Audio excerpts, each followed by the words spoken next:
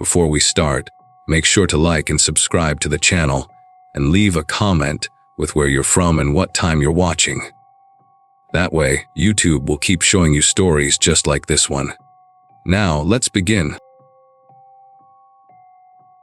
So, I work as a relocation assistant, basically helping families move across the country when they get transferred for work.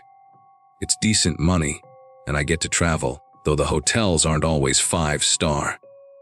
Last October, I was in Phoenix helping the Morrison family settle into their new place after his company moved him from Detroit.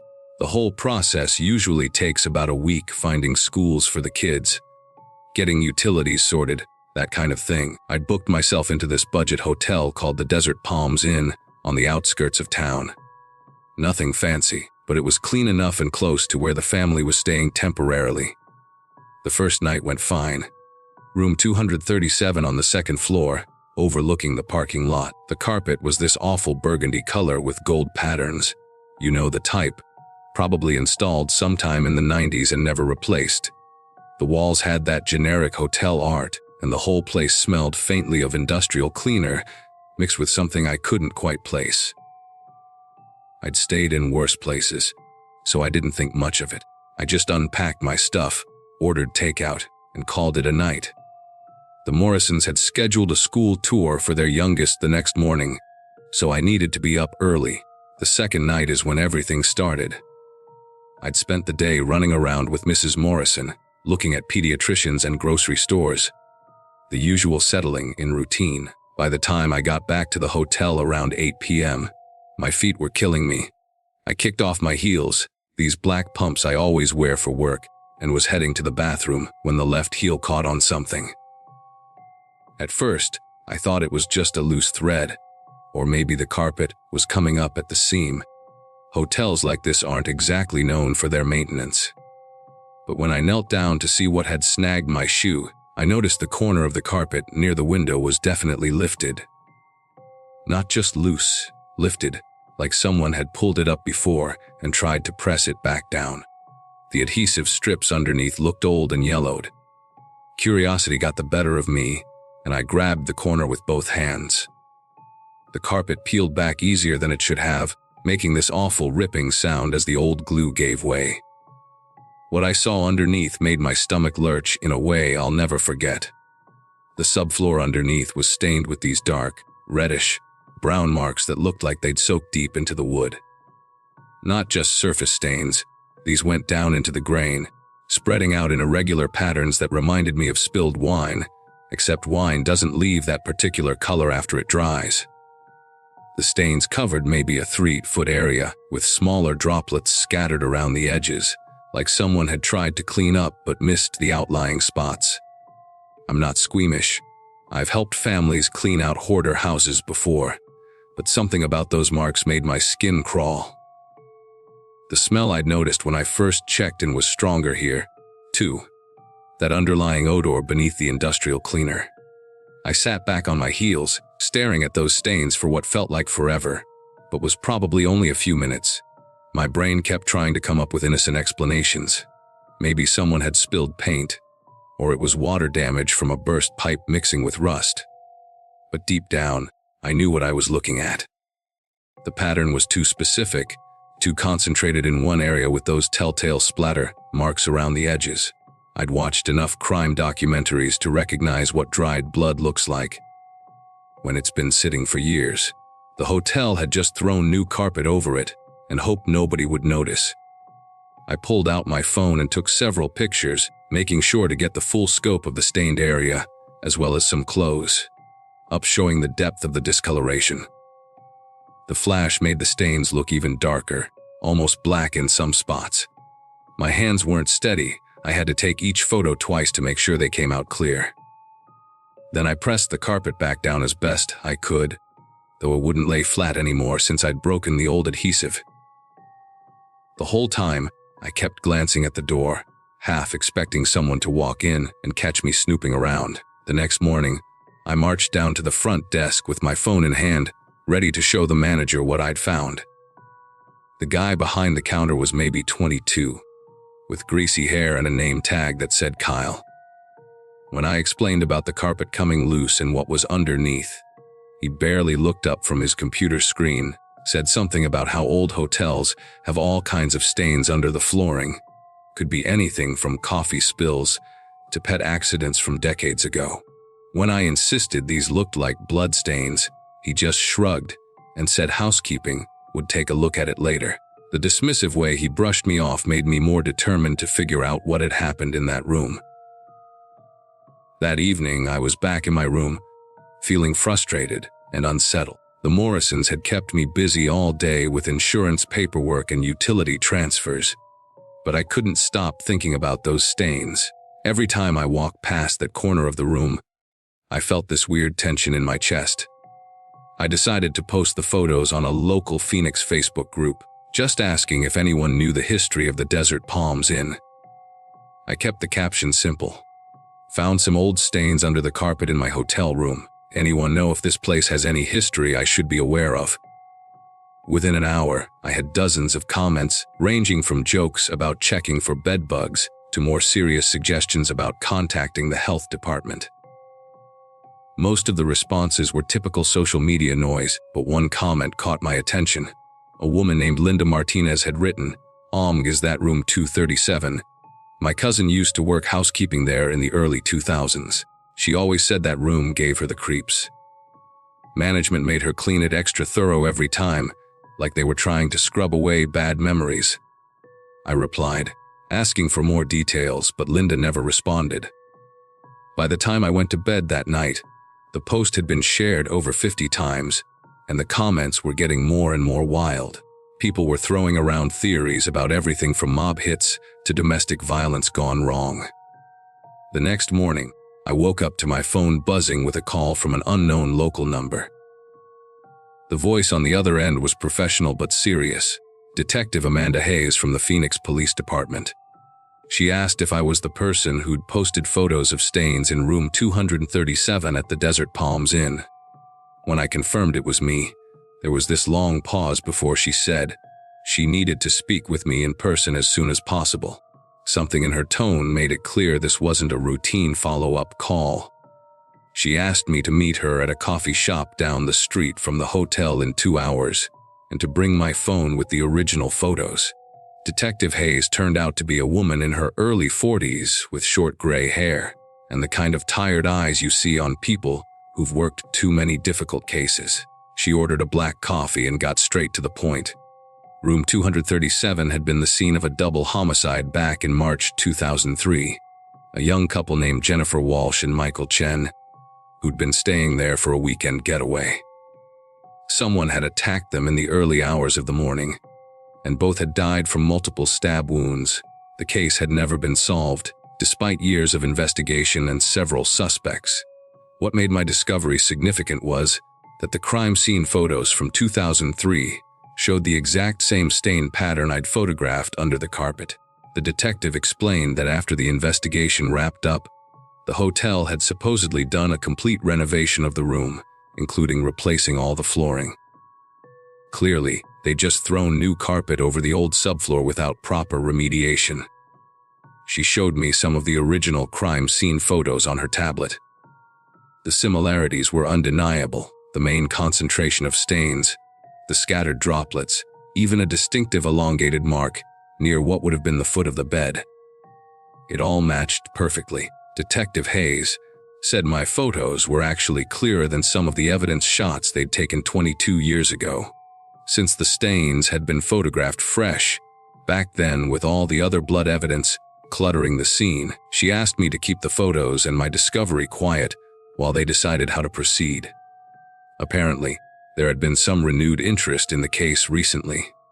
New DNA testing methods and a few tips that had come in after a podcast covered the murders last year. My find could potentially help them reopen the investigation properly, maybe even convince a judge to issue new search warrants for areas of the room that hadn't been thoroughly examined the first time around. I agreed to cooperate, but I also told her I wanted to change hotels immediately. Something about sleeping in the same room where two people had been brutally killed was more than I could handle, especially now that I knew the exact details. The problem started that same evening, after I'd moved to a Holiday Inn across town. I was helping Mrs. Morrison organize her kitchen when I got the first message on Facebook. No profile picture, obviously fake name, Truthseeker47, telling me I should mind my own business and delete those photos before I stirred up things better left buried. At first, I thought it was just some internet troll who'd seen my original post, but the message felt different, too specific, too personal. Then another one came through an hour later from a different fake account. This one saying I didn't understand what I was messing with, and that some secrets were meant to stay hidden. By the time I finished with the Morrisons and got back to my new hotel room, I had 6 more messages from various anonymous accounts. They were all variations on the same theme, warnings to take down the photos and forget what I'd found. The last one was the most unsettling. Jennifer and Michael thought they were safe, too. Phoenix has a long memory, and some people don't like being reminded of old mistakes. I screenshotted every message and forwarded them to Detective Hayes immediately. She called me back within 20 minutes. Her voice tighter than it had been during our coffee meeting. She said she was putting a patrol car in the hotel parking lot for the next few nights, and that I should call 911 if I received any more threats. The investigation was definitely being reopened, and someone was clearly not happy about it.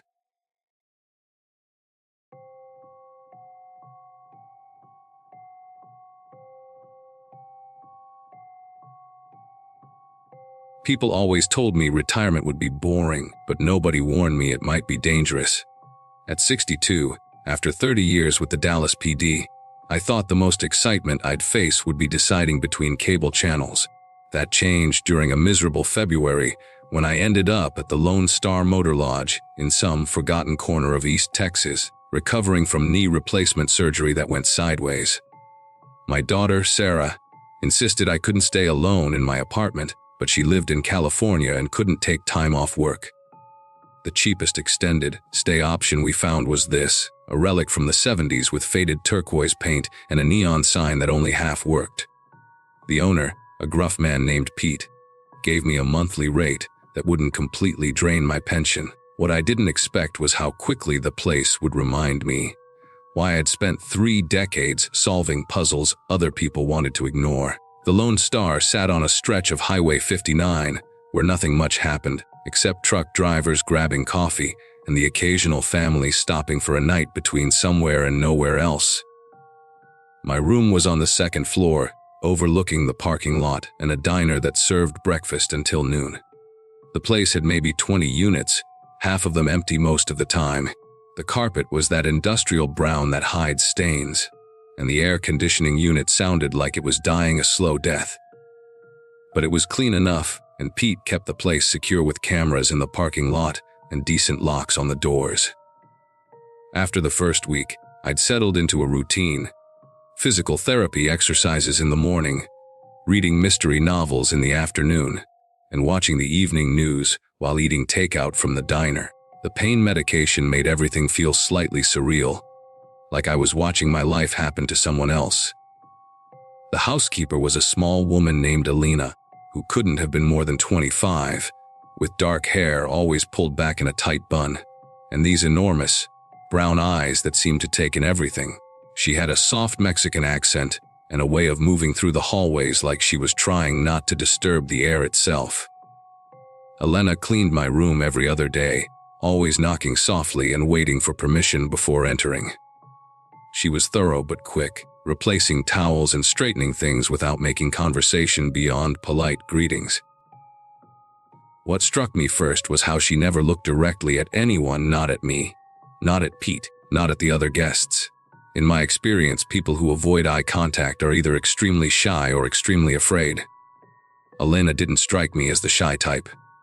The room next to mine, 237, had been empty for my first 2 weeks at the motel. Then one night in late February, I heard voices through the thin walls. Not unusual, except these voices were speaking Spanish in urgent, hushed tones that carried the kind of tension I'd learned to recognize during my years working cases. The conversation went on for about an hour with what sounded like at least 3 different people, maybe more. One voice was clearly a woman, crying softly between words I couldn't make out. Another was a man speaking in sharp, commanding bursts. The third was harder to identify, but the tone was pleading, desperate. When I pressed my ear to the wall, trying to catch more details, everything went silent. The next morning, Elena arrived to clean my room earlier than usual, and when I asked casually about the guests next door, her face went completely blank. "I don't know nothing about that room," she said. But her voice trembled when she said it. The pattern became clear over the next few days. Room 237 would be silent during daylight hours, but voices would emerge after 10 p.m., always different combinations of people speaking Spanish in those same urgent, frightened tones. I started keeping a notebook, jotting down times and what little I could make out through the walls. Tuesday night, I heard what sounded like instructions being given, something about tomorrow, and the truck. Wednesday brought the sound of someone sobbing, muffled like they had their face pressed into a pillow. Thursday night was the worsty, a woman's voice, high and panicked, saying, "No," over and over again in English, followed by a man's voice saying something harsh in Spanish that made her go quiet. My detective instincts, dormant for months, started firing on all cylinders. This wasn't just unusual, this was wrong in a way that made my skin crawl. Elena's behavior grew stranger as the week progressed. She started cleaning my room at odd hours, sometimes as early as 7 in the morning, or as late as 6 in the evening. When she worked, she moved with nervous energy, constantly glancing toward the door and jumping at every small sound. One afternoon, I caught her in the hallway outside room 237, just standing there with her cleaning cart, staring at the door like she was trying to see through it. When she noticed me watching, she practically ran to the elevator. That evening, I saw her in the parking lot talking to a heavy, set man in a pickup truck with Nevada plates. Their conversation was heated, with Elena shaking her head repeatedly while the man pointed toward the second floor. When I moved to get a better look, the man spotted me and climbed back into his truck, driving off fast enough to kick up gravel. Pete's explanation for the activity in 237 didn't add up, either. When I asked him directly about the guests, he claimed it was a family passing through, staying for a few weeks while they looked for permanent housing. But families don't whisper in the dark like conspirators, and they don't have different voices every night. Plus, I'd been watching the parking lot from my window, and I never saw the same car parked outside the building twice. Different vehicles arrived after dark. Beat-up sedans, work vans, sometimes that pickup truck, but they never stayed long. People would go upstairs for an hour or two, then leave. No luggage, no signs of anyone actually living in that room. The whole setup screamed temporary meeting place, not temporary housing. By the second week of unusual activity, I'd started timing my trips to the ice machine to coincide with the evening arrivals. The people I saw were mostly young, mostly women, and they all had the same look Elena wore, that careful blankness that comes from being afraid to show emotion. They moved in small groups, usually escorted by 1 or 2 men who stayed alert and kept checking their phones. One night, I saw a girl who couldn't have been older than 16, wearing clothes that didn't fit properly and shoes that were falling apart. She looked up at me as she passed, and her eyes held a kind of desperation I'd seen too many times in my career. The man with her noticed the exchange and steered her away quickly, but not before giving me a long, hard stare that carried an unmistakable, "Mind your own business." The breakthrough came on a rainy Thursday night when I heard Elena's voice coming from room 237.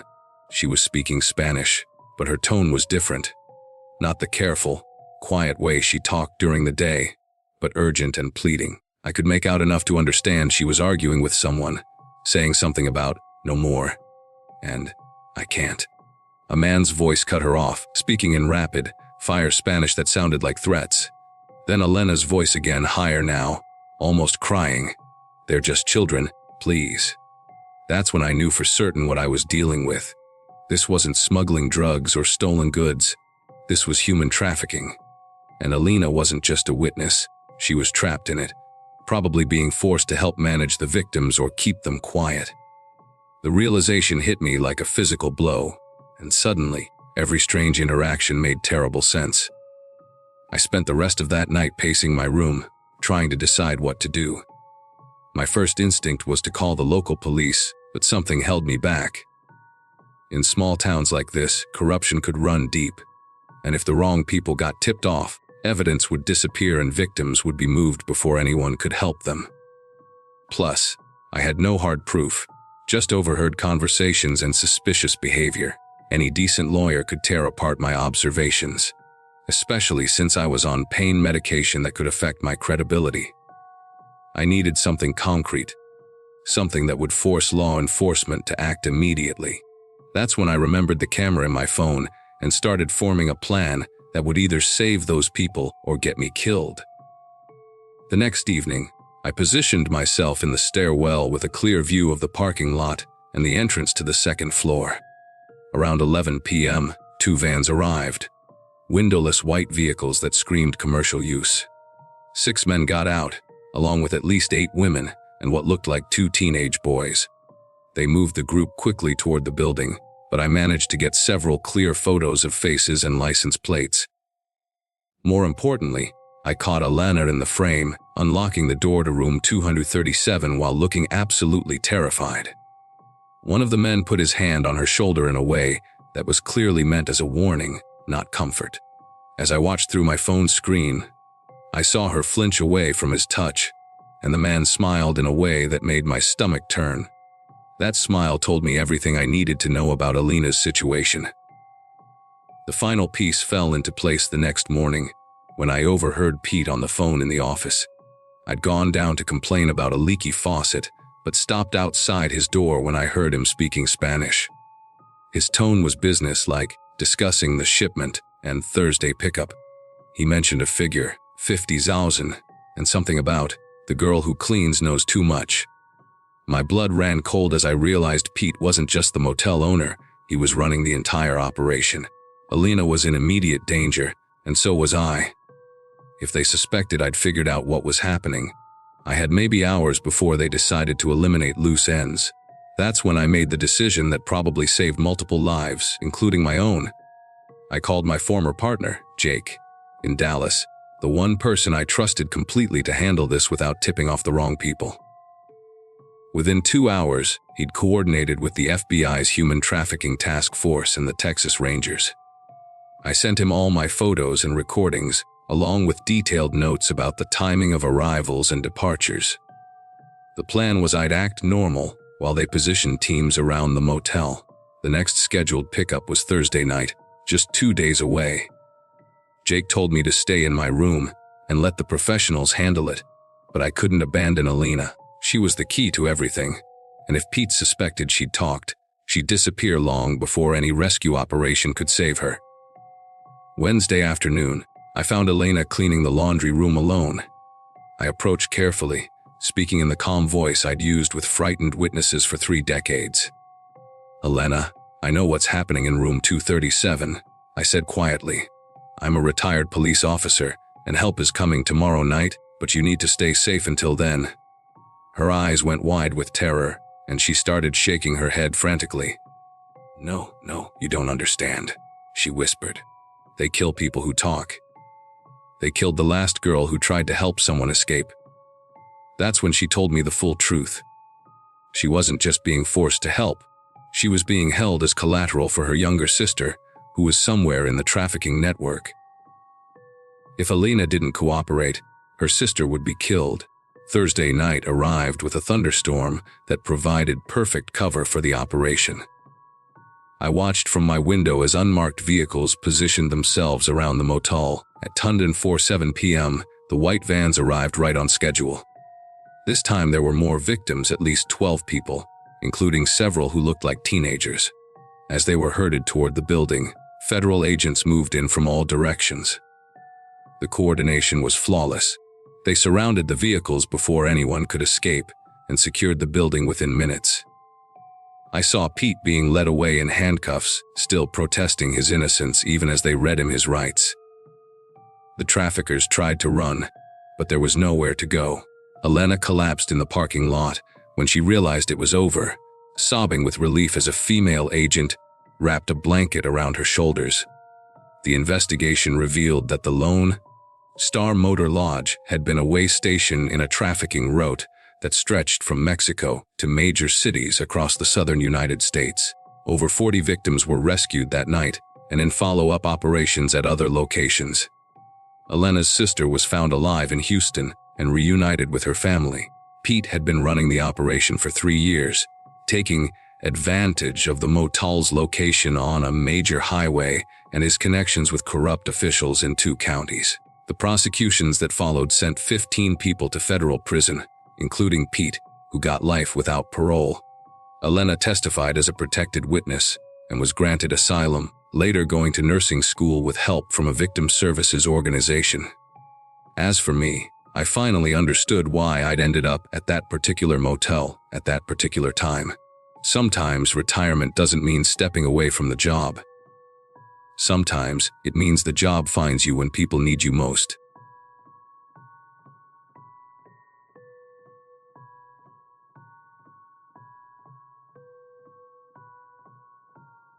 I work as a pediatric nurse at Cincinnati Children's Hospital, and last August, I had to attend a conference in Cleveland about new trauma protocols. Being 35 and perpetually single, I've gotten pretty comfortable traveling alone for work stuff. The hospital booked me at one of those mid-tier chain hotels downtown. Nothing fancy but clean and reasonably priced. You know, the beige carpets, generic artwork, and that weird smell that's part industrial cleaner and part something you can't quite identify. I'd stayed in dozens of places just like it over the years. The room was on the 4th floor, a corner unit, which I actually liked because it felt more private. I remember thinking how quiet it was compared to my usual spots near the airport. The conference was intense, 3 straight days of lectures about pediatric emergency procedures, so I was looking forward to just crashing in my room each night with room service and Netflix. The first night, Wednesday, I noticed the bathroom vent making this weird, rattling sound whenever the air conditioning kicked on. It wasn't loud enough to be truly annoying, just this irregular, metallic vibration that would start and stop. I figured it was loose screws or maybe the vent cover wasn't secured properly. These older hotels always have something slightly broken, right? I was exhausted from traveling and the first day of presentations, so I just turned up the TV volume and tried to ignore it. But lying in bed that night, I kept hearing it, this intermittent rattling that seemed to have no pattern. Sometimes it would go for 30 seconds, sometimes just a quick shake. I even got up once around midnight to peer at the vent, but it looked normal from where I was standing, just a standard white metal grate with those horizontal slats. Nothing seemed obviously wrong with it. Thursday morning, I mentioned it to housekeeping when they came to clean the room. The woman, I think her name was Carmen, was really apologetic and said maintenance would take a look. She even wrote it down on her little notepad, which made me feel like she was actually going to follow through. But when I got back from the conference that evening, nothing had been fixed. If anything, the rattling seemed worse. And that's when I started noticing something else, these tiny flickers of red light coming from the vent area. Just brief flashes, like when you catch a reflection off someone's phone screen from across a room. I convinced myself it was probably just the fire alarm sensor, or maybe some kind of motion detector I hadn't noticed before. Hotels have all sorts of safety equipment that guests don't usually pay attention to. I remember standing in the bathroom, brushing my teeth, and seeing another one of those red flickers in my peripheral vision. When I turned to look directly at the vent, everything appeared normal. The rattling got significantly worse Thursday night. It wasn't just when the AC ran anymore. It was happening randomly, sometimes for minutes at a time. I called the front desk around 11 p.m., and the night manager, this guy named Tony with a thick Cleveland accent, apologized profusely and offered to move me to another room. But I had all my conference material spread out, my clothes unpacked, and honestly, I was too tired to pack everything up again. He promised maintenance would be there first thing in the morning. I asked him about the red lights, and he paused for a second before saying it was probably just the emergency lighting system doing its normal checks. That made sense to me. Hospitals have similar systems that flash periodically. But as I was getting ready for bed, I noticed the flickers were happening more frequently, and they seemed to be coming specifically from behind the vent grate, not from any visible detector or alarm. I stood there for probably 5 minutes, just staring at that vent, waiting to see it again. Friday was the last day of the conference, and I was actually relieved because the vent situation was starting to really get under my skin. I'd barely slept Thursday night. Every time that rattling started up, I'd jolt awake, but it was during my morning shower that things took a turn that made my stomach clench with genuine unease. I was shampooing my hair, eyes closed, when I heard what sounded like a soft, mechanical whirring coming from directly above me. Not the usual HVAC noise, this was different, more deliberate, like a tiny motor adjusting or focusing. I rinsed the shampoo out as quickly as I could and looked up at the vent. The red light flickered once, twice, then went dark. I stood there, dripping wet, staring at those metal slats, and for the first time, I started wondering if maybe this wasn't just faulty wiring or building maintenance issues. There was something almost responsive about the timing, like whatever was causing the light knew I was looking. I spent most of Friday distracted during the conference sessions, thinking about that vent. During a lunch break, I called my sister Katie, back in Cincinnati, and told her about the weird hotel room. She's always been the practical one in our family. Works in IT security. And she immediately started asking technical questions. "Are you sure it's not just a smoke detector?" she asked. "Those things can malfunction and flash at weird intervals." But when I described the whirring sound and the way the light seemed to respond to my movements, she got quiet. "Laura," she said, "that doesn't sound like any building system I know. Have you actually looked closely at that vent, like really examined it?" I promised her I would when I got back to the room. The afternoon sessions dragged on forever. I kept checking my phone, counting down the hours until I could get back and figure out what was going on. When I finally returned to my room around 6 p.m., I was determined to solve this mystery once and for all. I dragged one of the desk chairs into the bathroom and climbed up to get a closer look at the vent. From up close, I could see that some of the screws holding the grate in place were slightly loose, which explained the rattling. But as I was examining the metal slats, trying to peer through them into the ductwork beyond, I saw something that made every muscle in my body tense up. There, maybe 6 inches back from the grate, barely visible in the shadows, was a small circular object with what looked like a lens. It was angled downward, pointed directly at the shower area. I blinked hard, thinking maybe I was imagining things, but when I looked again, it was definitely there. A tiny camera, no bigger than a quarter, with a small, red LED that pulsed once while I was staring at it, like it was acknowledging that I'd finally found it. I climbed down from the chair so fast I nearly fell over. My heart was pounding as I grabbed my phone and started taking pictures of the vent from every angle I could manage. Most of them were too dark to show much detail, but in a few shots, you could just make out that circular shape behind the slats. I immediately called the front desk, and when Tony answered, I could barely keep my voice steady. "There's a camera in my bathroom vent," I said, a hidden camera pointing at the shower. There was a long pause before he responded. "Mom, that's a very serious accusation. Are you absolutely certain?" I told him I was standing right there looking at it, and he said he'd send security up immediately along with the maintenance supervisor. While I waited, I took more photos and even tried recording a video, though the lighting made it nearly impossible to capture clear evidence of what I was seeing. Security arrived within 10 minutes, 2 guys in their 50s wearing those generic blue uniforms you see at every hotel chain. The maintenance supervisor, an older black man named Curtis, carried a toolbox and looked genuinely concerned. I showed them the photos on my phone first, pointing out the circular object behind the vent slats. Curtis squinted at the screen and nodded grimly. "Yeah, that definitely doesn't belong there," he said. "Let me get this grate off, and we'll see what we're dealing with." He climbed up on the chair I'd used earlier and started unscrewing the vent cover.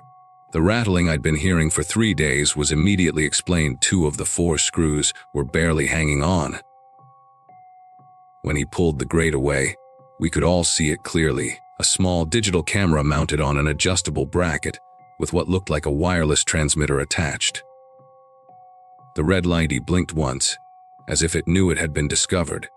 Curtis reached in and carefully disconnected it, handing the device down to one of the security guards. "This is way above my pay grade," Curtis said, wiping his hands on his work shirt. "We need to call the police right now." One of the security guards was already on his radio, speaking in low, urgent tones to someone at the front desk. Within minutes, my room was crawling with hotel management, more security, and eventually, 2 Cleveland police officers who looked like they'd seen this kind of thing before. Detective Patricia Woods, a sharp-eyed woman in her 40s, took charge of the scene immediately. She photographed everything, bagged the camera as evidence, and started asking detailed questions about when I'd first noticed the problems. "How long have you been staying here?" When I told her this was my 3rd night, she exchanged a meaningful look with her partner. "You're not the first person to report this," she said quietly. "We've had 3 other complaints about this hotel in the past 8 months. Detective Woods asked Curtis to show them exactly how someone would access the space behind that vent. He led us out of my room and down the hallway to a supply closet that I'd walked past dozens of times without thinking twice about it. Inside, behind shelves stocked with toilet paper and cleaning supplies, was a narrow panel that looked like part of the wall. Curtis had to move several boxes to access it, and when he pried it open with a screwdriver, we could see a cramped crawl space that ran horizontally behind the bathroom walls. "Someone small could definitely fit through here," Detective Woods said, shining her flashlight into the opening. The beam illuminated what looked like a network of cables and more small devices mounted on brackets. "Jesus Christ," Curtis muttered. "How long has this been going on?" The detective's partner was already calling for additional units and what sounded like a crime scene team. The hotel manager, a nervous woman named Patricia, who'd appeared sometime during the chaos, kept apologizing and insisting this was the first they'd heard of any problems. But Detective Woods wasn't buying it. "Mom, we have documented reports going back 8 months, she said firmly.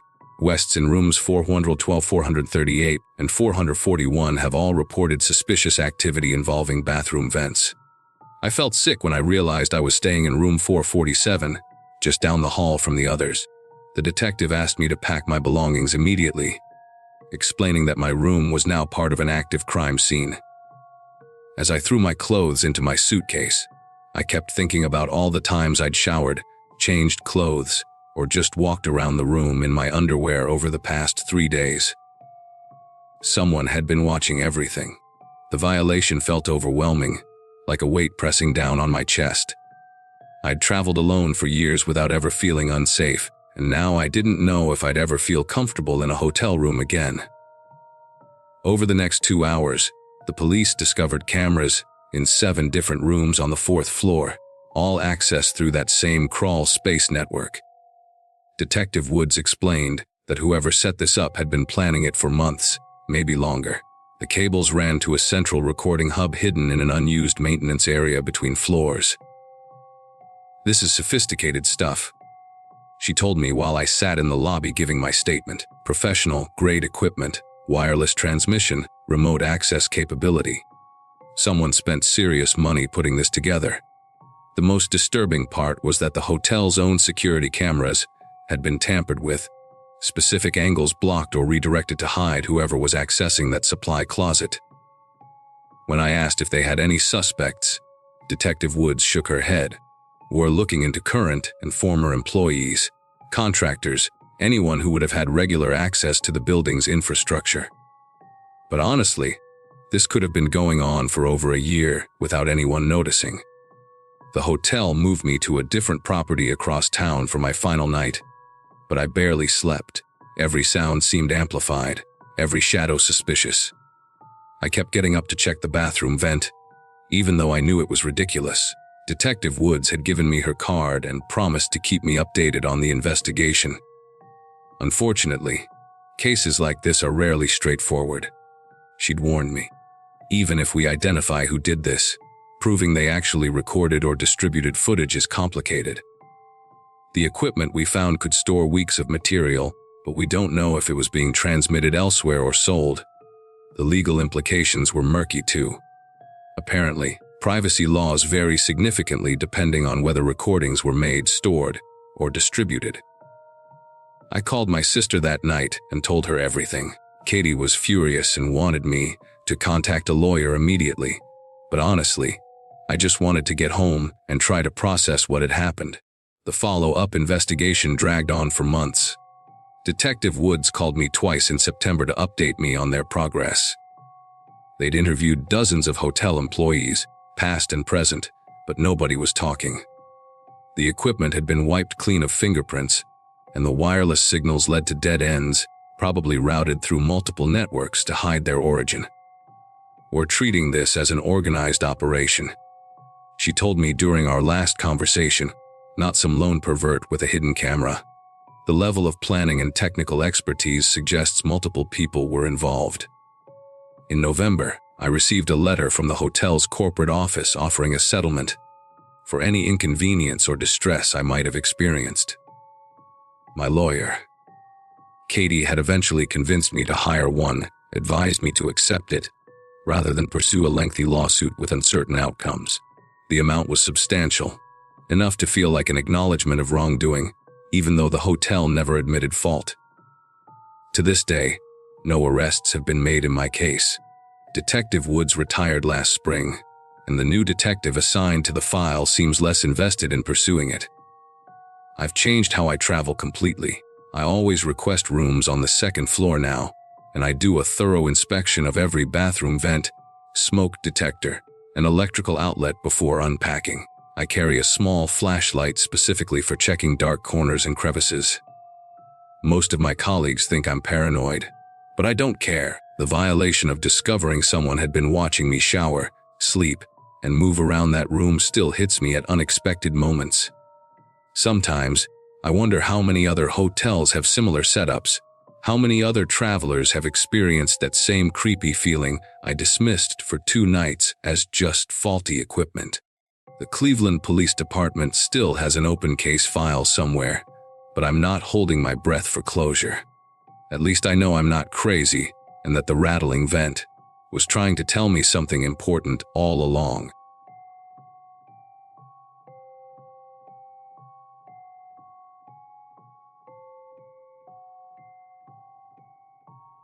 "28 years old and driving cross-country for a new job in Portland. I'd been on the road for 3 days straight when exhaustion finally caught up with me somewhere in rural Virginia. It was late March 2019, and I'd been pushing myself hard to make good time, surviving on gas station coffee and determination. The independent motel I stumbled into around midnight wasn't much to look at. See, faded blue paint peeling off wooden siding, a flickering neon sign that read, Pine Valley Inn, with half the letters dark. The elderly clerk behind the bulletproof glass had deep, set eyes that seemed to follow me as I filled out the registration card. His weathered hand slid the room key through the slot with deliberate slowness. "Room 237, second floor," he'd said in a gravelly voice that suggested too many years of cigarettes.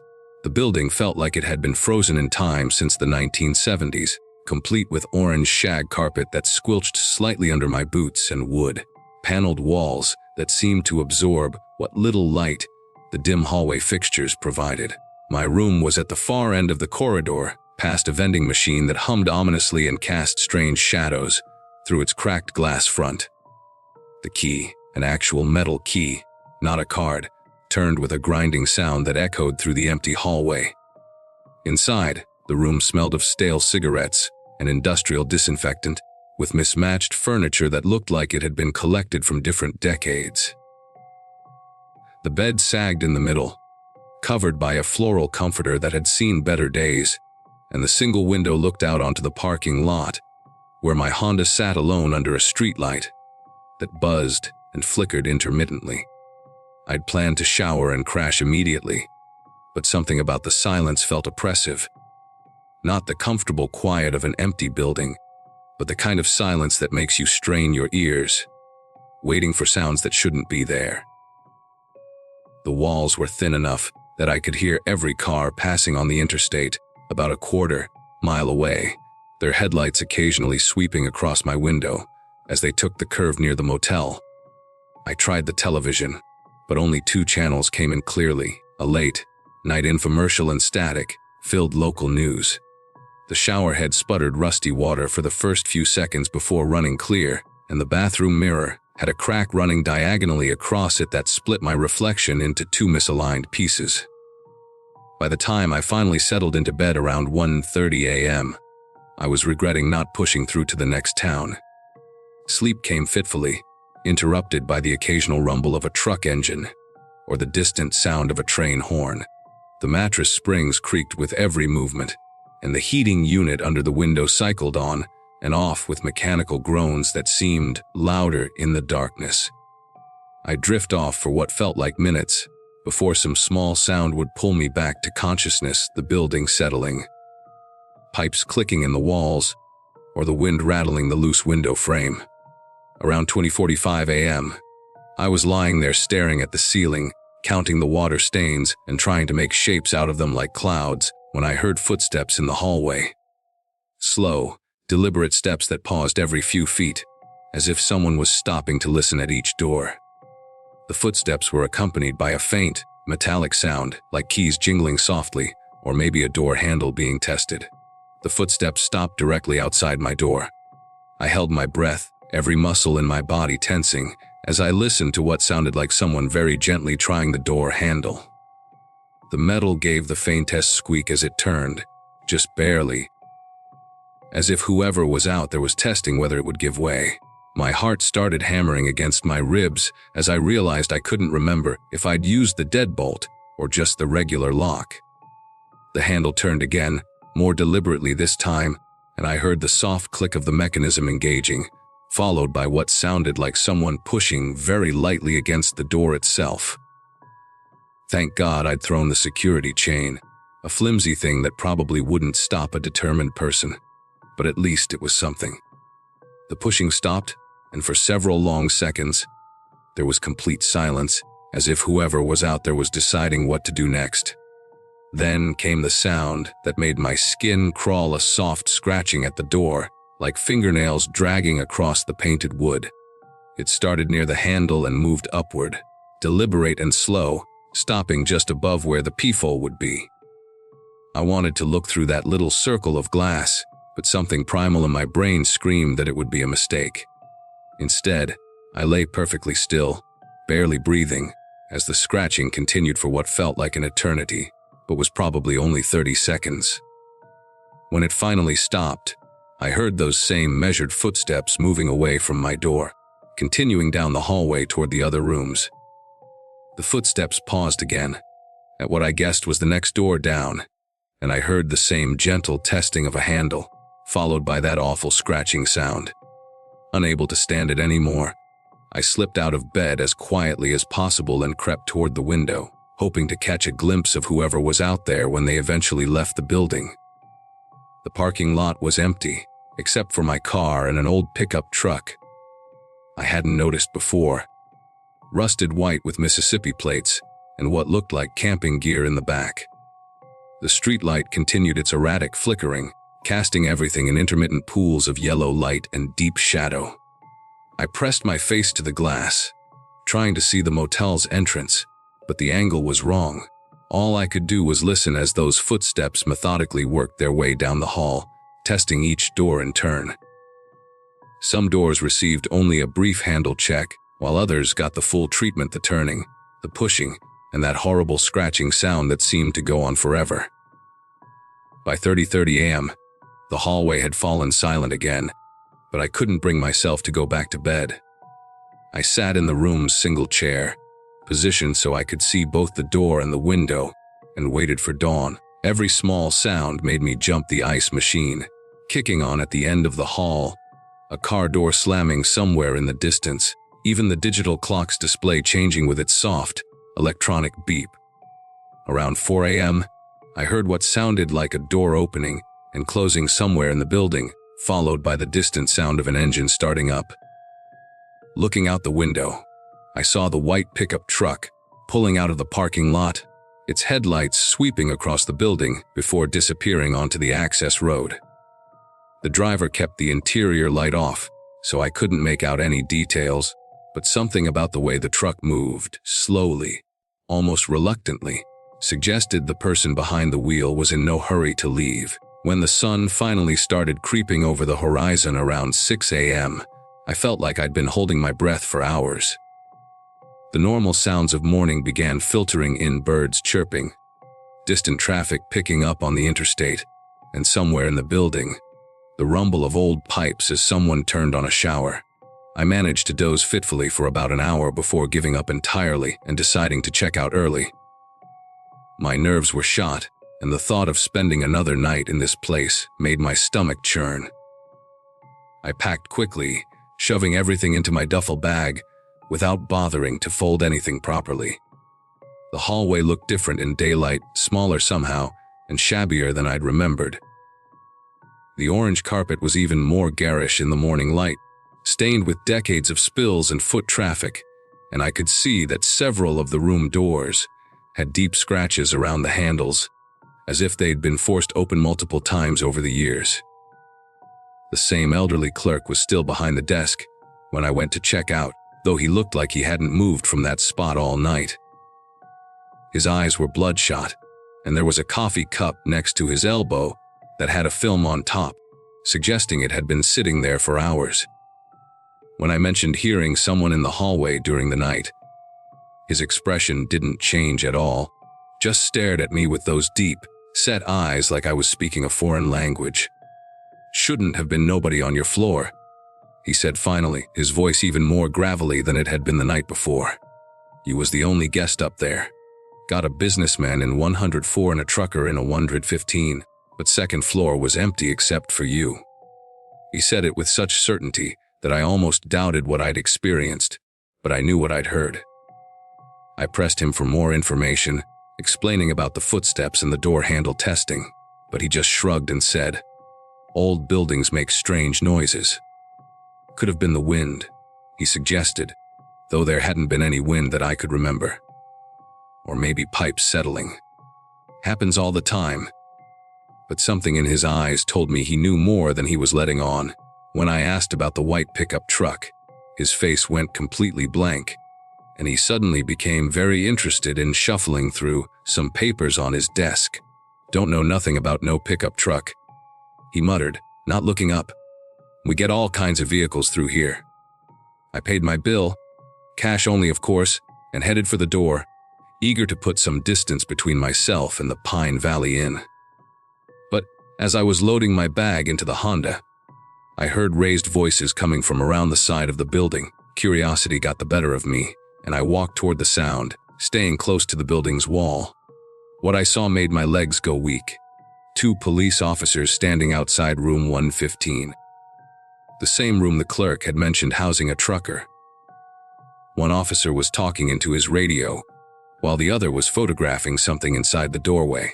I couldn't see much from my angle, but I caught a glimpse of someone being loaded onto a stretcher, alive thankfully, but clearly unconscious. The person appeared to be middle-aged, wearing a flannel shirt, and there was something about the way they were lying so still that suggested whatever had happened wasn't just someone sleeping off too much alcohol. An EMT was checking vitals while another prepared an IV bag, their movements urgent but controlled. I knew I should leave, but something kept me rooted in place as I watched the scene unfold. One of the officers, a tall woman with graying hair pulled back in a tight bun, was interviewing the clerk, who had emerged from the office looking more animated than I'd seen him all morning. From what I could overhear, the trucker had been found by housekeeping around 7 a.m., unconscious on his floor, with his door standing wide open.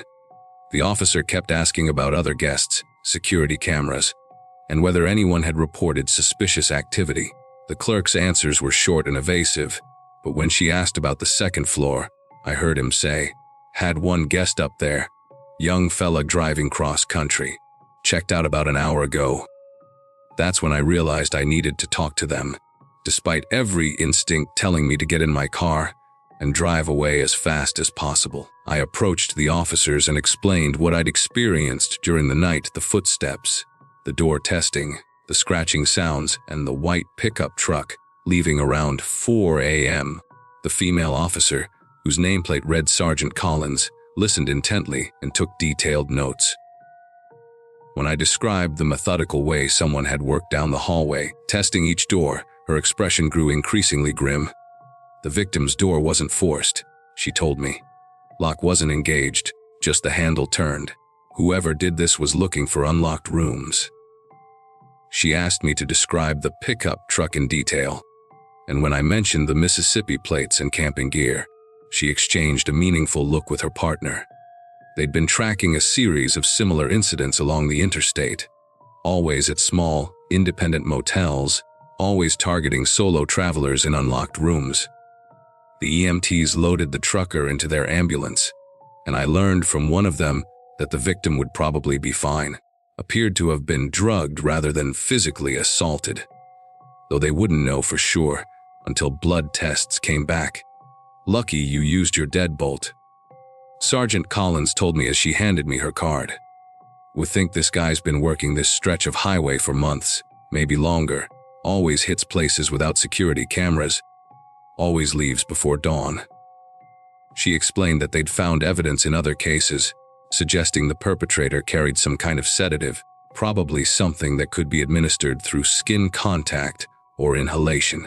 The scratching I'd heard at my door might have been him trying to slip something through the gap or testing whether the door frame was loose enough to manipulate from outside. 3 weeks later, I got a call from Sergeant Collins. They'd caught the guy, a drifter named Bobby Hutchins, who'd been living out of that white pickup truck, targeting isolated motels up and down I-95.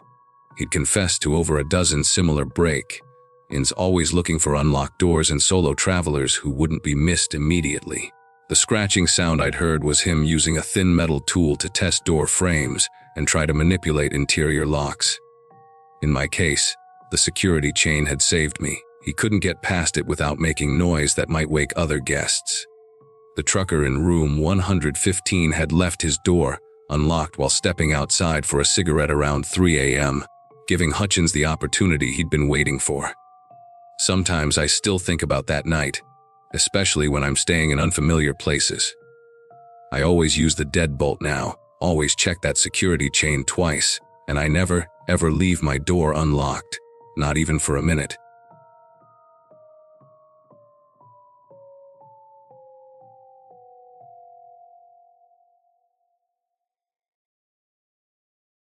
You know how some places just give you the creeps? The Grand Meridian Hotel in downtown Chicago was one of those places. But after working the night shift there for 3 years, I thought I'd seen everything. Turns out, I was dead wrong. What happened with room 712 still haunts me, and I need to tell someone about it because keeping this to myself is driving me insane. The whole nightmare started in February 2021, right in the middle of one of those brutal Chicago winters where the wind howls through the streets like something alive and angry. I was 26 then, fresh out of college with a hospitality degree that wasn't getting me anywhere fast. The Grand Meridian wasn't exactly the Ritz, but it was decent enough, 12 floors of faded elegance, trying to compete with the shinier places downtown.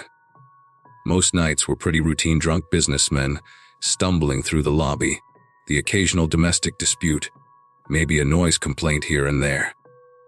But room 712 was different from the start, and I should have paid attention to the pattern sooner. The first complaint came on a Monday night around 2 a.m.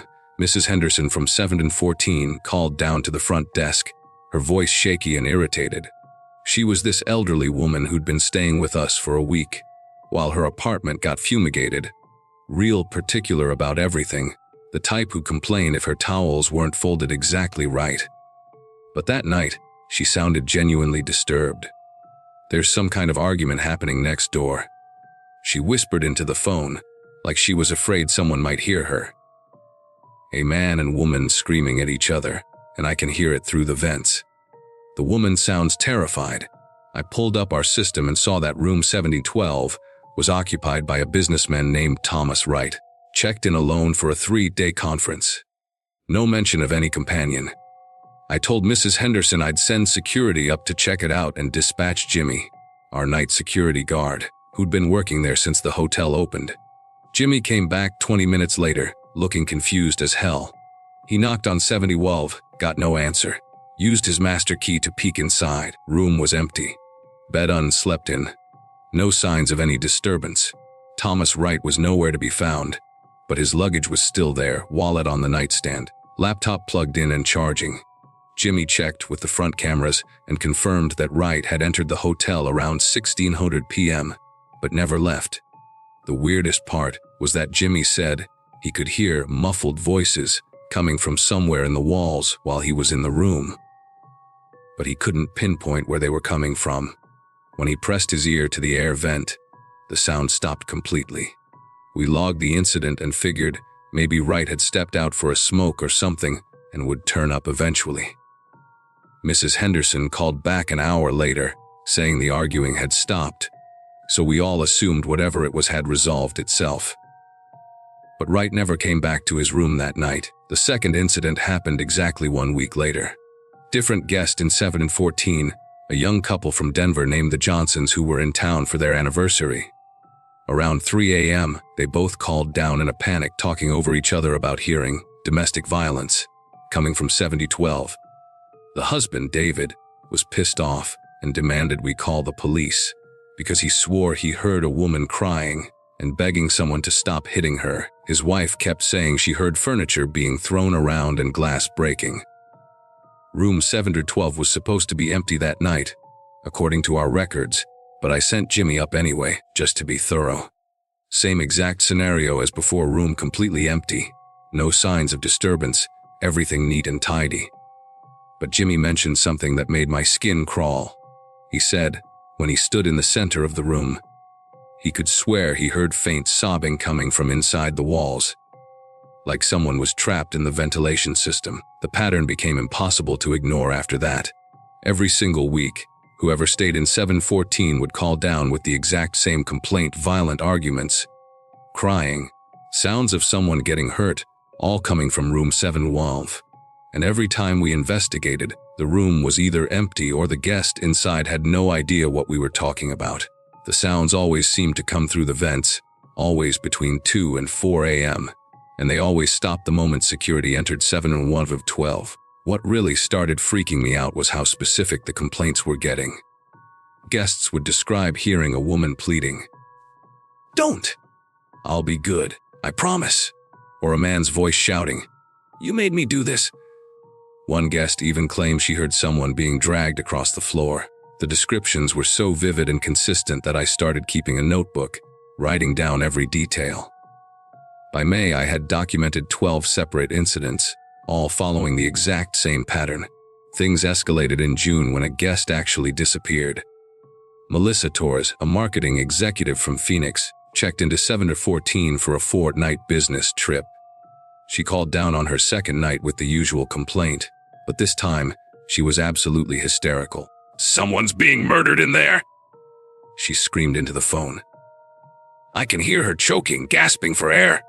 You have to do something?"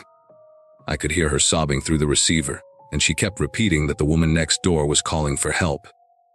Jimmy rushed up there immediately, but room 712 was occupied by an elderly man named Harold Brennan, who was fast asleep and completely bewildered when Jimmy woke him up.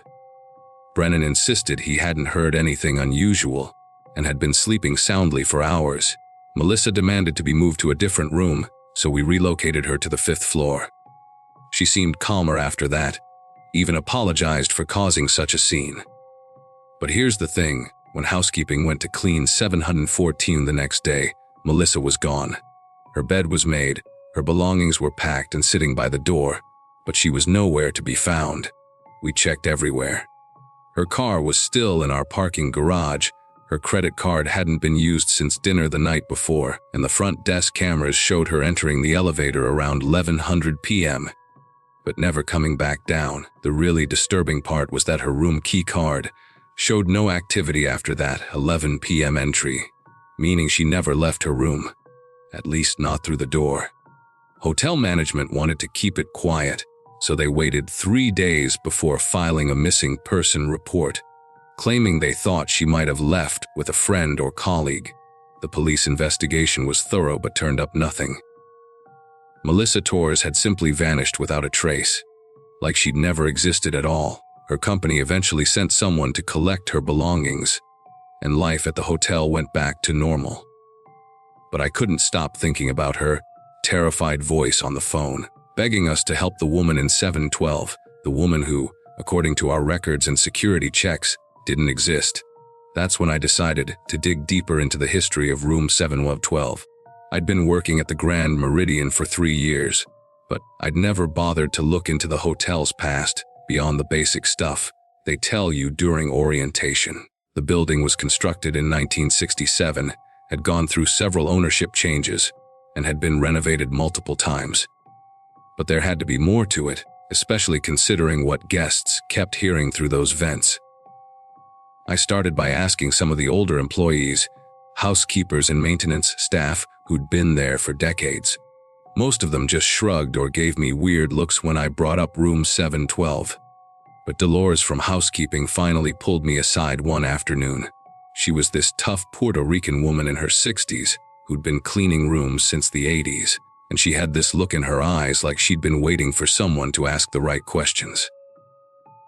"That room's got history, Mijo," she whispered, glancing around to make sure no one else was listening. "Bad history that management don't want nobody talking about."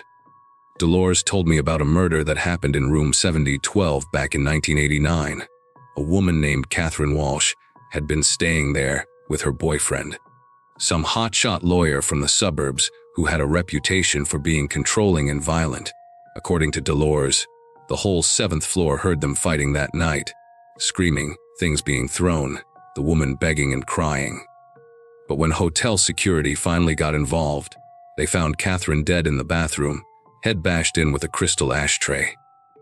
The boyfriend, Richard Cromwell, claimed it was an accident, said she'd slipped and fallen during an argument. His story kept changing, though.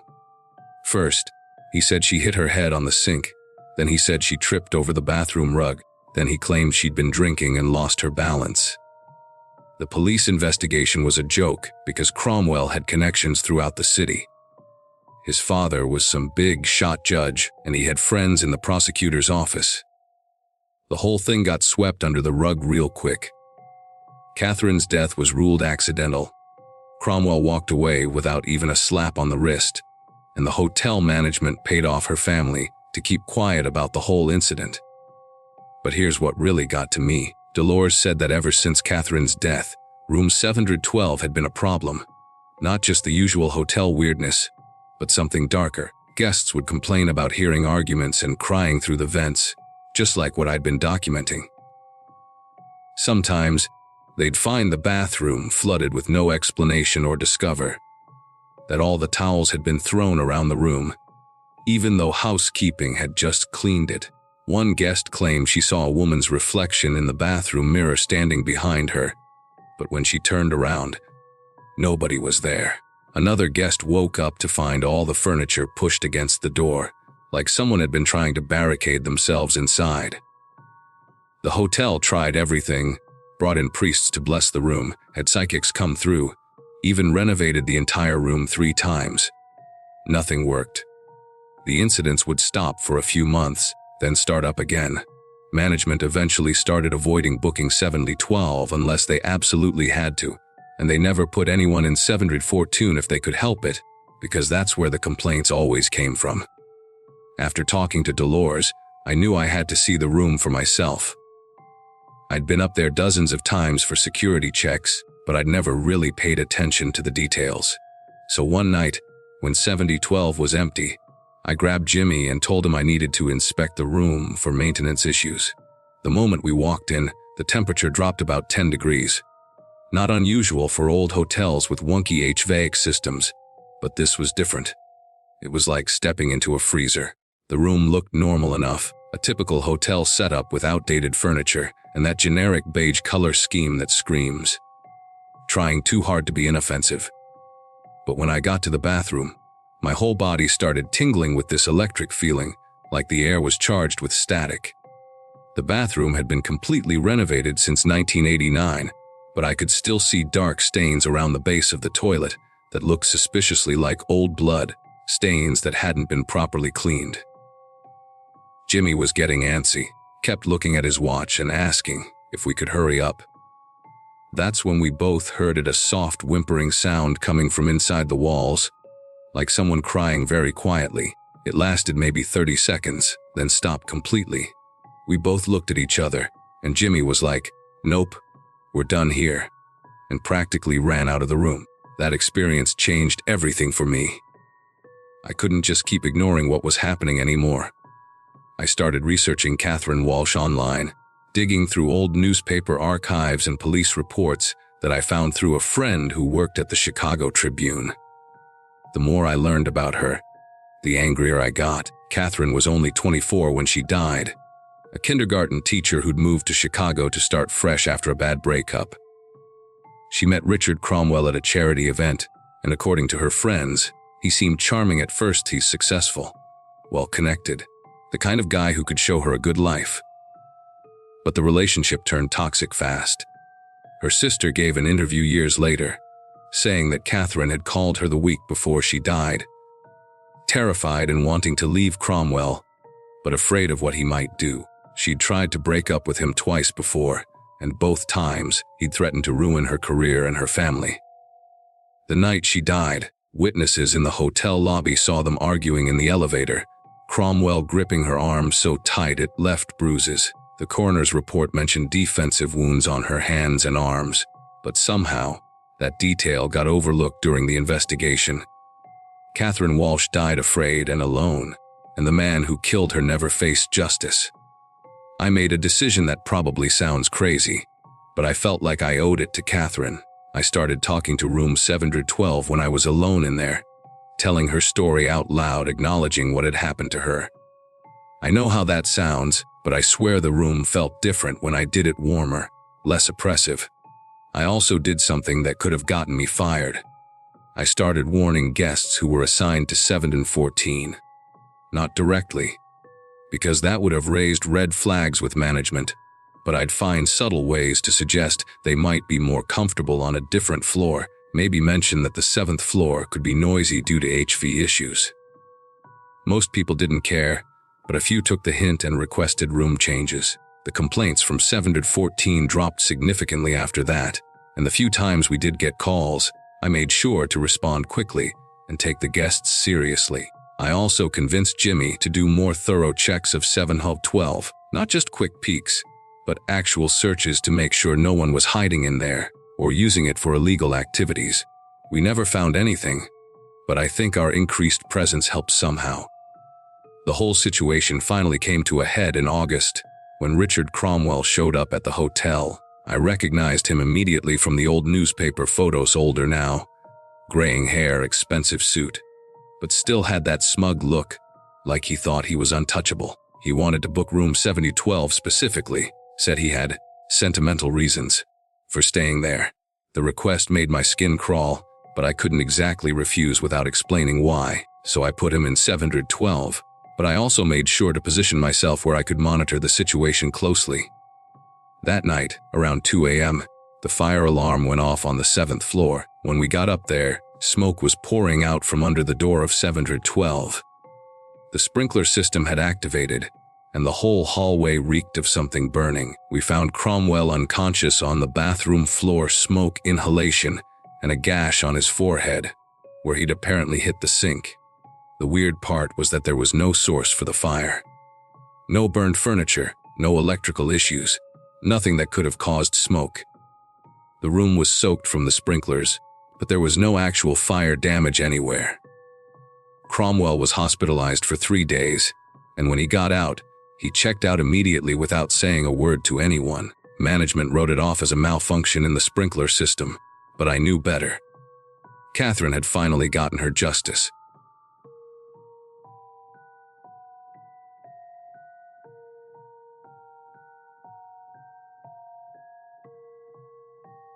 So, I've been debating whether to post this for months now, But what happened to me and my girlfriend, Emily, at the Riverside Inn last September still haunts me. We were both 24 at the time, just graduated college, and finally had enough saved up for a decent weekend getaway. I was working at a tech startup downtown, pulling those typical 60-hour weeks, and Emily was teaching 3rd grade at an elementary school across town. We'd been together for 3 years and, honestly, we desperately needed this break. The stress of our new jobs was wearing us down, and we figured a quiet weekend at this supposedly charming, historic hotel would be perfect. The place had great reviews online talking about its old-world charm and peaceful atmosphere. We booked room 237 on the 2nd floor, specifically requesting something away from the elevators and main hallways because we wanted complete silence. When we arrived that Friday afternoon in late September, the autumn leaves were just starting to turn, and the hotel looked exactly like the photos. This beautiful, old brick building with ivy crawling up the walls and tall windows that seemed to watch you as you walked up to the entrance. The check-in process was normal enough, though I remember the desk clerk, this middle-aged guy named Warren with thick glasses and a nervous way of speaking, seemed oddly insistent about our room assignment. When I mentioned we'd specifically requested a quiet room, he kept repeating that 237 was perfect for us, that we'd love the view and the tranquility. He handed over the old-fashioned brass keys with this weird emphasis, like he was relieved to be getting rid of them. Emily and I just shrugged it off. Hotel staff can be eccentric, especially at these older places. The lobby had this musty smell that old buildings get mixed with furniture polish and something else I couldn't quite identify. There were maybe a dozen other guests scattered around, reading newspapers or chatting quietly. But the place had this strange quality where even normal conversations seemed muffled. We grabbed our bags and headed up the narrow staircase, the old wooden steps creaking under our feet, in this rhythmic pattern that would later become sickeningly familiar. Room 237 was at the end of a long hallway lined with faded floral wallpaper and dim sconce lighting that cast strange shadows between the door frames. The key turned easily in the old lock, and we stepped into what seemed like a perfectly normal hotel room. Queen bed with a burgundy comforter, heavy curtains blocking most of the natural light, and that generic hotel furniture that looks like it hasn't been updated since the 90s.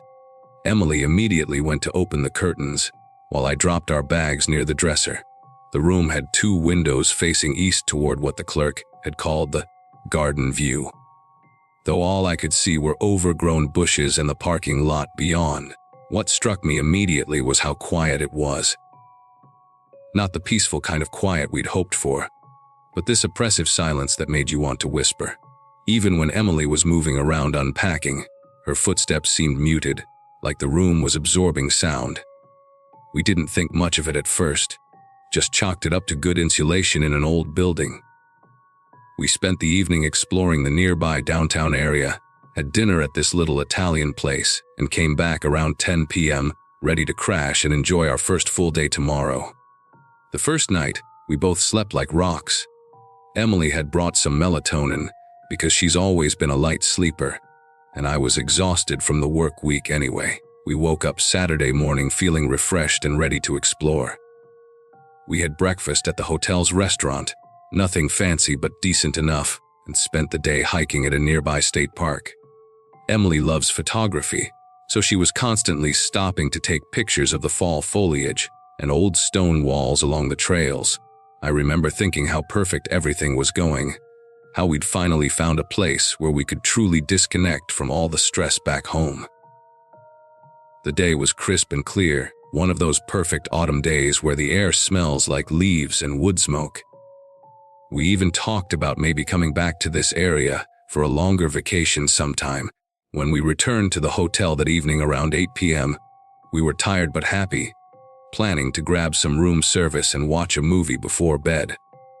Warren was still at the front desk, and he asked us how our day went with that same nervous energy, nodding a bit too enthusiastically when we said, "We had a great time." We grabbed our key and headed back up to room 237, completely unprepared for what was about to start. It started around 11:30 p.m. that Saturday night. We'd ordered room service, just some sandwiches and fries, and were halfway through a Netflix movie when the first bang came from the wall behind our headboard. It was loud, like someone had taken a sledgehammer to the other side of the wall. Emily and I both jumped, and she immediately grabbed the remote to pause the movie. We sat there in complete silence, waiting to see if it would happen again. About 30 seconds later, another bang, just as loud, followed by what sounded like something heavy being dragged across the floor. Then silence again. Emily looked at me with this expression I'd never seen before. Not quite fear, but definitely concern mixed with confusion.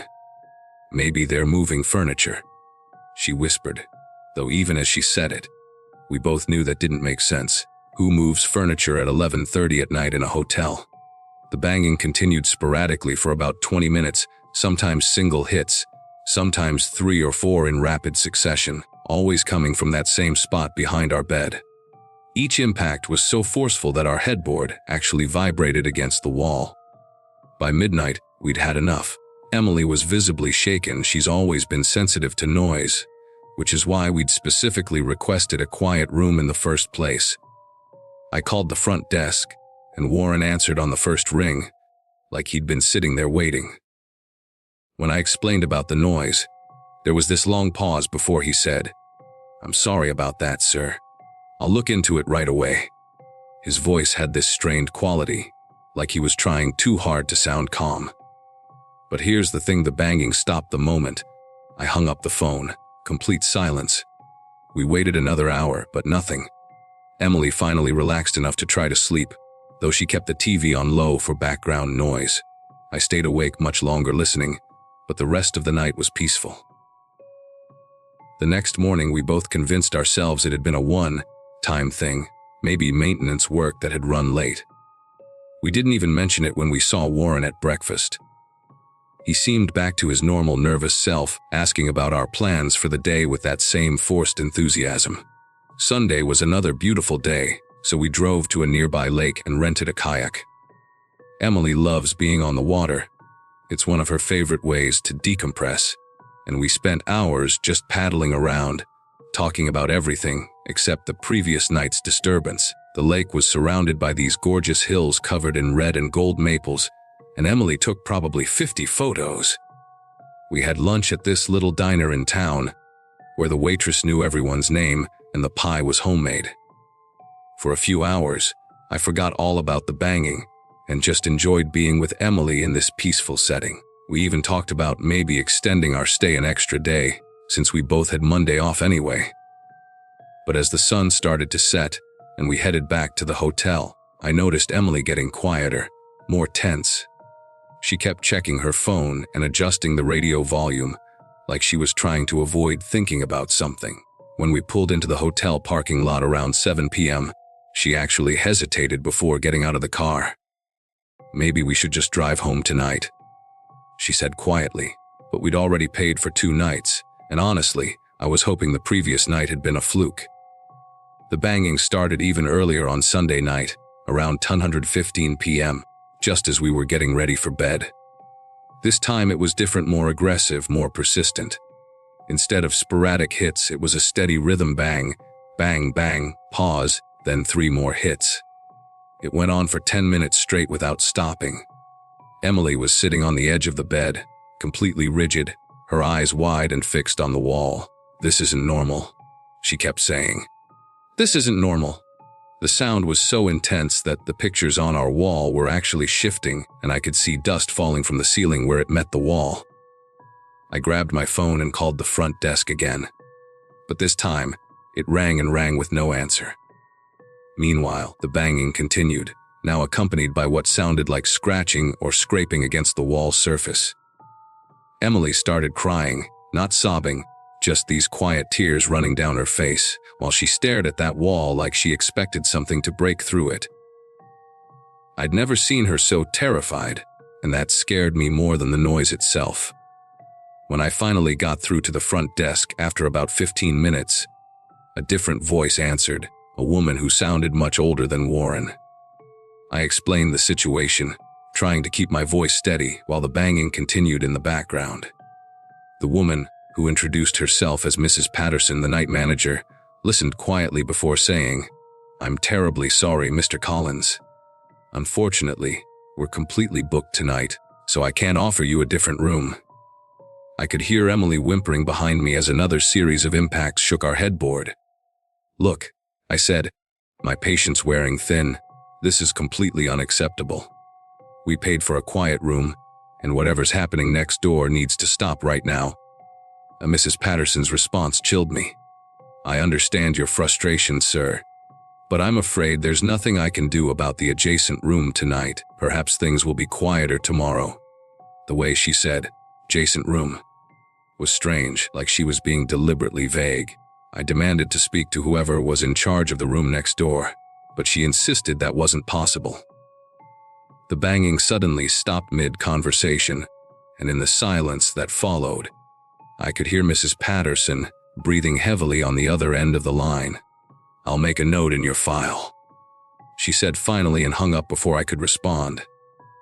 Emily and I spent the rest of the night in the lobby. We grabbed our pillows and a blanket and camped out on one of those big leather couches near the fireplace. The night security guard, an elderly man named Frank, didn't seem surprised to see us there. He just nodded when I explained about the noise and said, "Sometimes the old building settles funny at night." But there was something in his eyes, a knowing look, that suggested he'd seen this before. Emily curled up against me, but she barely slept. Every time the old building made even the smallest sound, a pipe creaking, the elevator humming, she'd tense up. I dozed fitfully, waking up every hour or so to check on her. Around 4 a.m., Frank brought us some coffee and sat with us for a while. He was chatty, telling us stories about the hotel's history, how it used to be a boarding house in the 1920s, then a family residence before being converted to a hotel in the 1980s. "Lots of history in these old walls," he said with a meaningful look. When I asked him directly about noise complaints, he just shrugged and said, "Some rooms are quieter than others." By morning, we were exhausted, cranky, and ready to demand answers. Warren was back at the front desk Monday morning, and he looked like he hadn't slept either.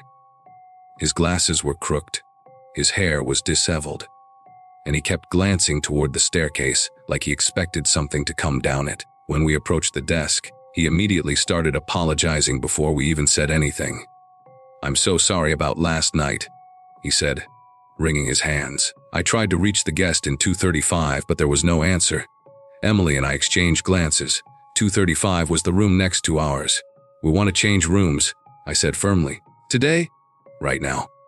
Warren's face went pale, and he started typing frantically on his computer. After several minutes, he looked up with this defeated expression and said, "I'm afraid we're still completely booked. There's a big conference in town, and every hotel in the area is full." I didn't buy it for a second. The hotel parking lot was maybe half full, and we'd barely seen a dozen other guests during our entire stay. "Then we want to speak to your manager," Emily said, her voice shaking with anger and exhaustion. Warren promised to have someone call us within the hour, and we went to get breakfast, determined not to spend another night in room 237. But here's where things got really weird. Around noon, I decided to do some investigating on my own. Emily was taking a nap in the lobby. She was completely drained from the sleepless night, so I quietly went back up to the second floor. I walked slowly down the hallway to room 237, then continued past it to where room 235 should be. But there was no room 235.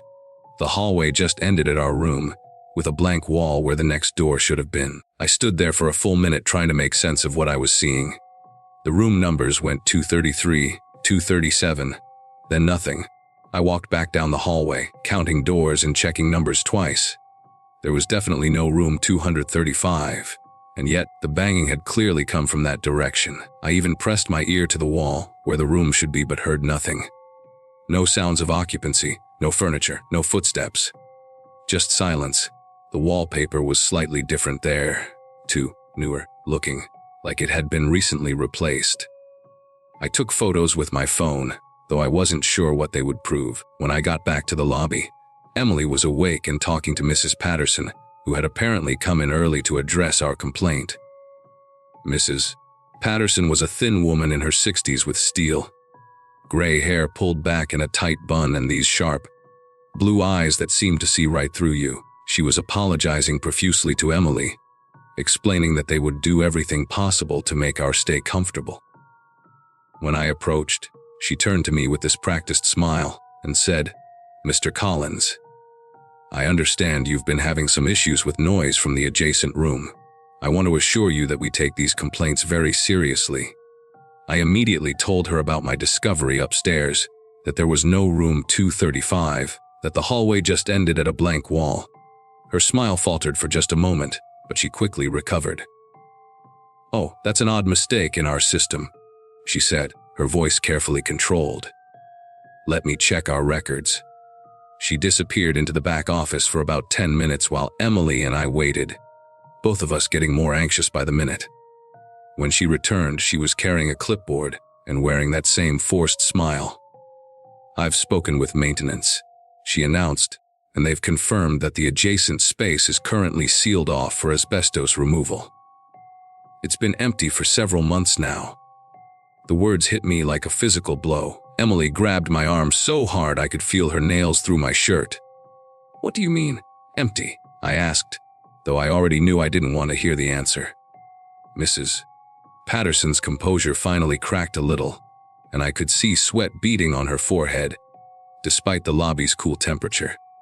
"The space next to your room is under renovation," she said slowly, like she was choosing each word carefully. "There's been no one in there since last spring. The room was damaged in a small fire, and we're waiting for environmental clearance before we can begin repairs." Emily was staring at her with this look of complete horror, and I felt like the floor was tilting under my feet. "So you're telling us," I said, my voice barely above a whisper, "that all that banging, all that noise for 2 nights, was coming from an empty, sealed room?" Mrs. Patterson just nodded, her eyes not quite meeting ours. "Sometimes old buildings make strange sounds," she said weakly. "Pipes settling, you know." But we all knew that wasn't what this was. The banging had been too deliberate, too rhythmic, too purposeful. Emily started recording on her phone right there in the lobby. "I want this on record," she said, her voice shaking but determined. "We're not crazy, and we're not making this up. Something was in that room and you know it." Mrs. Patterson looked genuinely panicked now, glancing around the lobby to see if other guests were listening. "Please, let's discuss this privately," she said, gesturing toward the back office. But Emily wasn't having it. "No," she said firmly. "We're checking out right now, and we want a full refund, and we want answers about what's really happening in this place." I pulled up my own phone and started recording too, capturing Mrs. Patterson's increasingly frantic attempts to downplay the situation. She kept insisting it was just old building noises, that the renovation area was completely secure, that there was no way anything could be making deliberate sounds. But her story kept changing. First it was asbestos removal, then fire damage, then general renovations. Finally, Warren appeared from behind the front desk, looking like he might be sick. "Just give them the refund," he said quietly to Mrs. Patterson. "Please, just let them go." We packed our bags in record time and got out of there within an hour. As we were loading the car, Frank the security guard approached us. He looked around nervously, then leaned in close and said, "You folks weren't the first to complain about that room. Won't be the last either." When I asked him what he meant, he just shook his head and walked away. We drove home in mostly silence, both of us trying to process what had happened. Emily kept checking her phone, reviewing the audio recordings she'd made of our conversation with Mrs. Patterson. When we got home, she immediately started researching the hotel online, looking for other reviews that mentioned strange noises or disturbances. What she found was disturbing, at least a dozen reviews over the past 2 years mentioning unexplained banging, scratching, and other sounds, almost all from guests who had stayed in room 237. The hotel's responses to these reviews were always the same: apologetic but vague, blaming, old building sounds, or nearby construction. We never did get a satisfactory explanation for what happened to us that weekend. The hotel issued us a full refund within a week, but they never followed up or provided any real answers about the sealed room or the source of the disturbances. Emily and I are still together, but we've never been able to forget those 2 nights. Sometimes, when we're lying in bed at night and the house is completely quiet, we'll hear a small sound, a pipe settling, the refrigerator cycling on, and we'll both tense up, remembering that rhythm of deliberate banging that came from a room that didn't exist.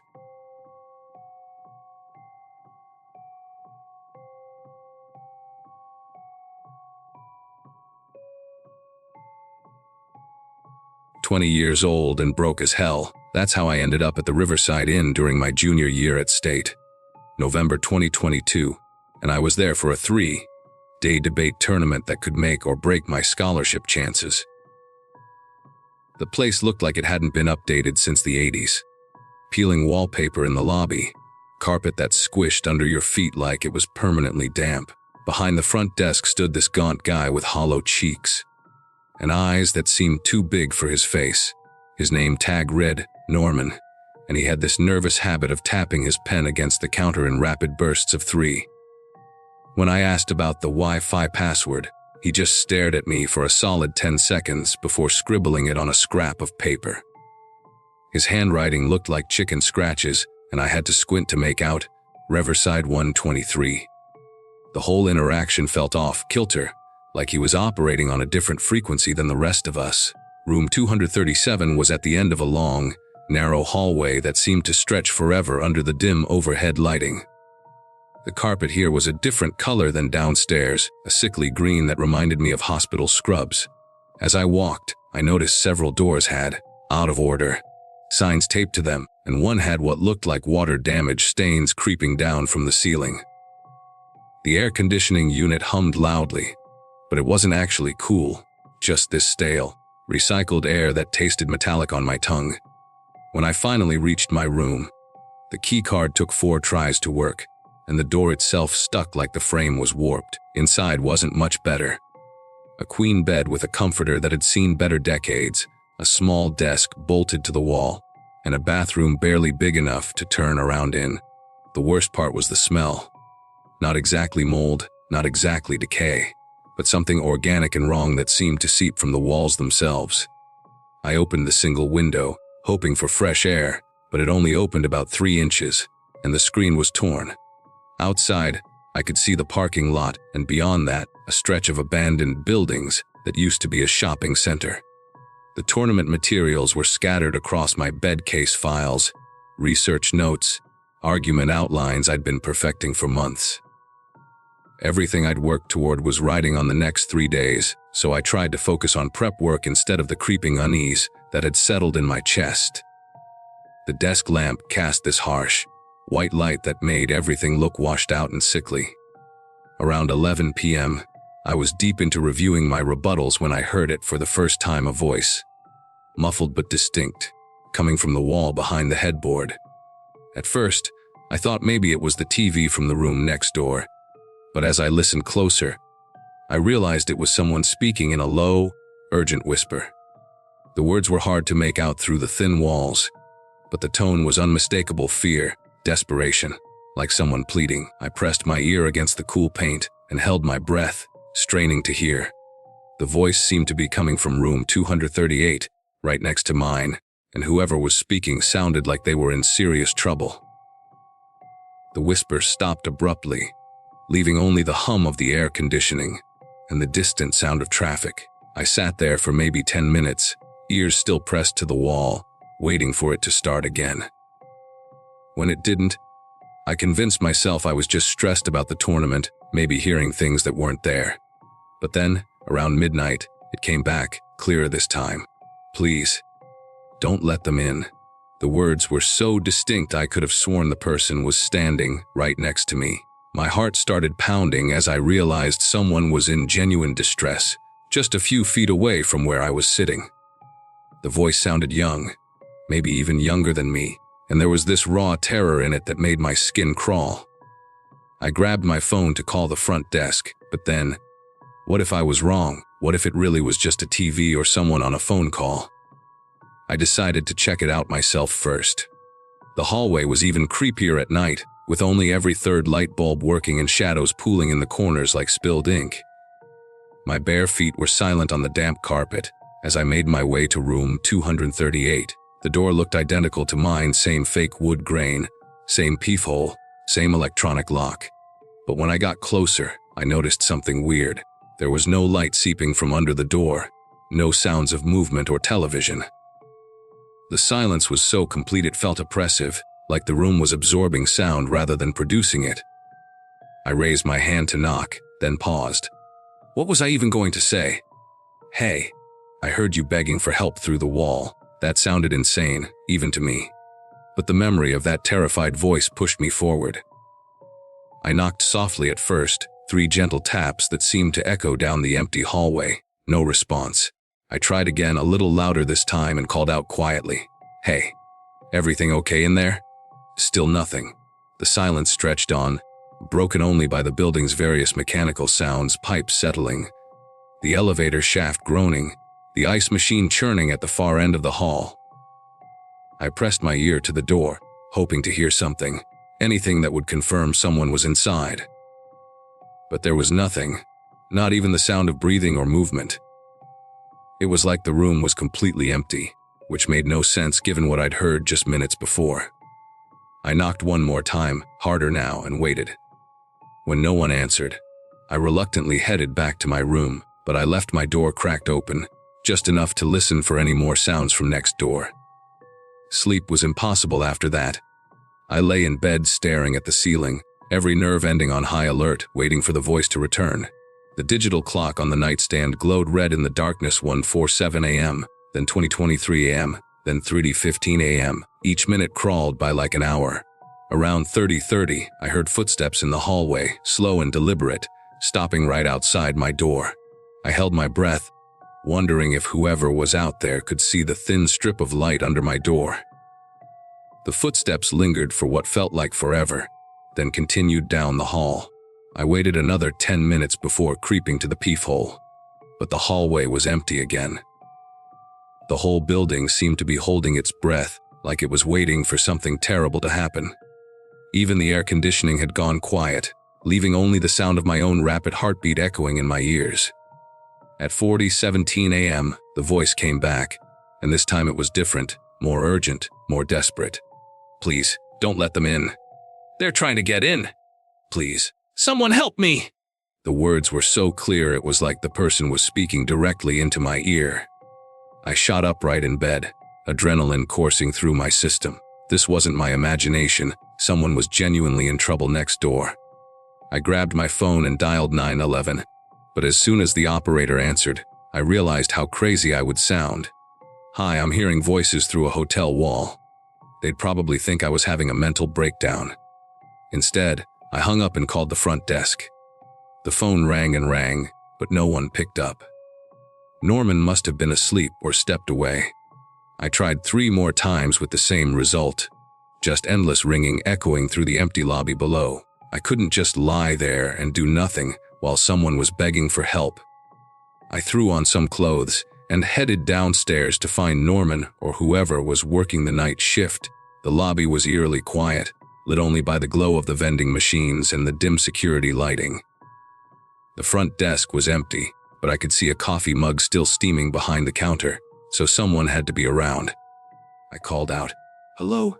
several times but got no response. There was a door marked, "Staff only," behind the desk, so I walked around and knocked on it. After a moment, Norman appeared, looking even more disheveled than before. His hair was sticking up in odd directions, and he had this dazed look in his eyes, like I'd just woken him from a deep sleep. When I started explaining about the voice from room 238, his expression changed completely. The color drained from his face, and he started shaking his head before I even finished talking. "No, no, no," he kept muttering, backing away from me like I was contagious. "Room 238 is locked. Has been for months. Water damage from the pipe burst last winter." He was wringing his hands now, and I could see sweat beading on his forehead despite the lobby being freezing cold. "Nobody's been in there since March. We sealed it off because of the mold." But I knew what I'd heard. That voice was real. Those pleas for help were genuine. I pressed him for details, asking why the room wasn't properly marked as out of order like the others, why there were no warning signs on the door. Norman just kept shaking his head, mumbling about how the room was supposed to be empty, how it had to be empty. His behavior was making my skin crawl. There was genuine fear in his eyes, like he knew exactly what I was talking about, but couldn't bring himself to admit it. He insisted on walking back upstairs with me, clutching a massive ring of keys that jangled with every step. The elevator ride felt eternal, filled only with his nervous breathing and the mechanical groaning of the ancient lift. When we reached the second floor, Norman moved down the hallway like he was walking to his own execution. At room 238, he fumbled with the keys for what felt like forever, trying several before finding the right one. "See," he said, his voice barely above a whisper as he turned the key.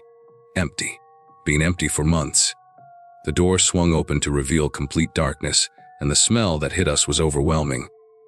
Not just mold, but something deeper, more organic. Norman fumbled for a light switch, and when the single overhead bulb flickered on, I saw why he'd been so terrified. The room was destroyed. Ceiling tiles hanging down, black mold covering entire walls, furniture stacked haphazardly in the center, like someone had tried to barricade themselves in. But that wasn't the worst part. On the wall that connected to my room, someone had scratched words into the plaster with their fingernails. Desperate, jagged letters that spelled out "EME" and "Diot liit TMEN" over and over again. The scratches were deep, like whoever made them had clawed at the wall until their fingers bled. Norman saw me staring at the wall and quickly flicked off the light, ushering me out of the room. "Water damage," he repeated frantically as he locked the door behind us. "Just water damage. Sometimes the pipes make noises that sound like voices. Old building, you know." But his explanation fell apart when I noticed his hands trembling as he pocketed the keys. We walked back to my room in complete silence, and I could feel him watching me as I closed my door. I spent the rest of the night sitting in the chair by the window, afraid to go near the wall, afraid to sleep, afraid of what else I might hear before morning came.